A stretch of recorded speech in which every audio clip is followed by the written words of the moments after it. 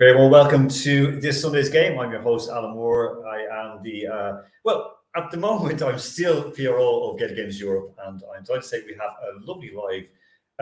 It's the first of our kind, and it's something we're going to be rolling out a little bit as well, and sort of going around the continent to visit with people who are out training, some in the rain, the snow. I know there was snow already last night when we had it in Moscow. However, we're going to another city or town even named, or starting with the letter M, and that, of course, is Maastricht in Holland, or I should say the Netherlands. Tony Vass, how are you doing?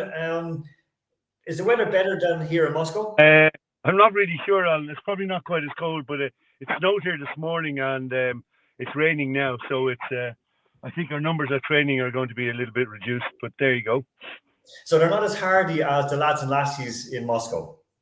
They're not as used to it now, in fairness, you know. Yeah, that's true. We've already had, I think, 6 months of it in Moscow, waiting for it to get away. Tony, listen, before, I know that the lads are probably heading over to the car once they see you pulling in, they're coming over to get the balls here. How long have you been back in training, or are you just starting back now for the season? No, we started back at the end of January, and our numbers are always a little bit less after the Christmas New Year break, because we lose some students who are only here for one semester. So our numbers are tight enough at the moment. But we're busy in other fronts. We're hosting the Benelux football championships, ladies football, men's football, first round on Saturday. And then in 3 weeks' time, we're hosting the first round of the European Camogian Hurling Championships. So, yeah, there's no rest for the wicked, as to say. Tony, in that, how much of a benefit is that? Because a lot of students, who are sort of over for half or for a semester, for example, they need something to motivate, and also people who are living in Maastricht and people locals as well. Yeah. How important is that for recruiting, to have actually games and competition for them to prepare for and to train for and to look forward for it as well? Well, certainly, it's very difficult to motivate people if they can't see what they're training for. And hosting, as we do fairly regularly, means that obviously it reduces a little bit of the travel burden on people.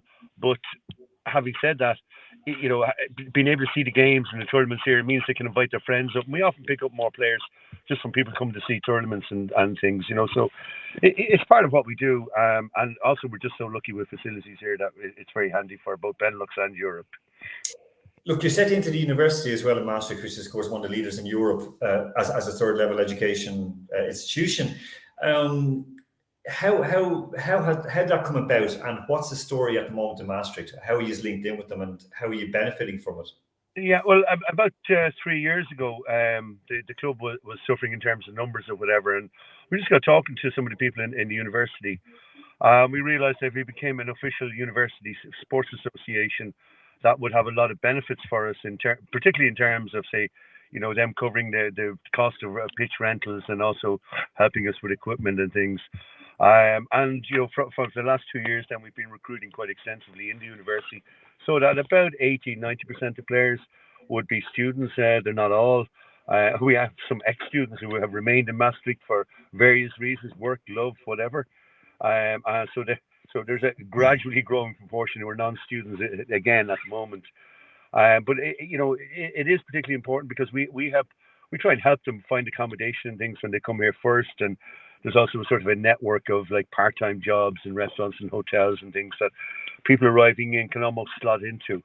And we also are a big part of the Irish community here in Maastricht.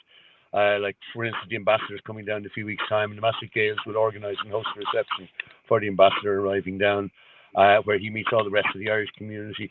And then that also embeds the club as a fulcrum of the Irish community in the region. So, it all feeds off one another. Now, are there many, as you're looking at the car window, are there many there to come over to give you a hand to take the gear?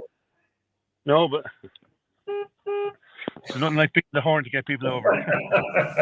Okay, let's see what the weather's like outside, Tony, because hopefully now it's not going to be pouring. Is it pouring or windy, or how is it? Sorry? How is it? Is it windy at the moment, or is it like fairly calm? It's reasonably calm, and thankfully I think the rain has gone down to a trickle at the moment. Sorry. Okay. So yeah, I see them heading over. I can see the snow line about, Tony. What kind of weather do you get in Maastricht Like, how cold does it get in the winter, just as a matter of interest? It goes down to around, freezing, a little bit below. We tend to get some snow at different times, Okay, and in terms of like training, have you got indoor facilities as well, or only outdoors? No, we just have outdoors at the moment. So we're just getting the stuff out of the car. You'll have to excuse me. Now the lads are all here to give me a hand.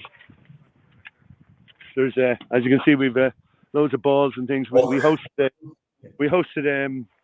Glyn Barntown from Wexford last week, and they were kind enough to give us a donation of footballs and stuff and slitters.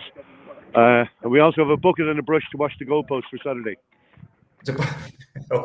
All those lovely things that people don't think about when organising tournaments. Where are the lads from, Tony? If we just say hello to a couple of them. Where are the lads from?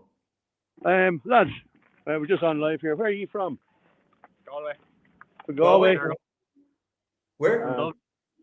Dublin. That's an All-Ireland Club winning member of Kilmacud Crokes. Very good, very good. So, hold on, lads. Where did they transfer over from, Tony? Where have they come from? What university? So a lot of them would have joined us, students. So Jack there would have been a student 2 years ago, and now he's staying in town.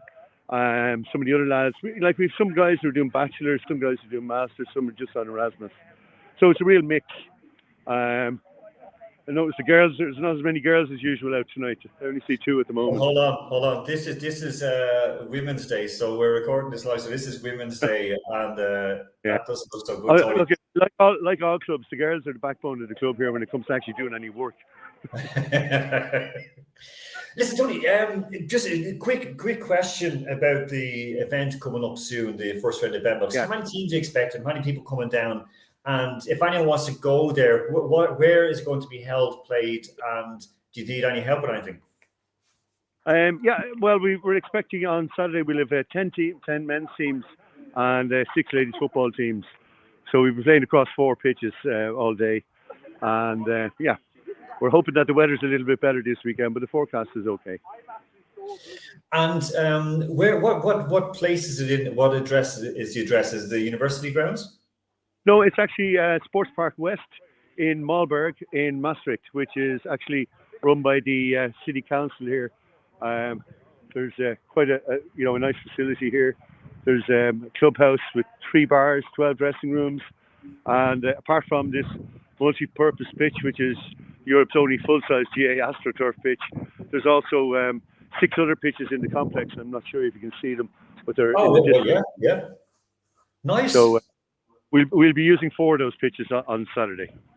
4 of those pitches, that's superb. Listen, Tony, quick word about the World Games. Still building up for us. Benelux is going to be well represented. It's looking good for Europe to have at least the same numbers as we did in 2019. Am I right? It's looking good that way from what I can see. I know from Benelux region ourselves, we're planning on sending 6 or 7 teams covering 4 codes. So I think the numbers are similar to last time. The breakdown is a bit different. Okay, and of course, again, we've been hit, of course, with so many different barriers, including COVID, and people recovering from that as well. So it's kind of we're trying to get back into the flow, but of course, it is growing. Finally, before I let you go, Tony, because I know you're eager to get there. So lads, organize the session here. Yeah, exactly. Just in terms of if anyone is heading out Maastricht way, what days is training, and how do you get in contact with you? Yeah, essentially, you'll find us on the web, Facebook, Twitter.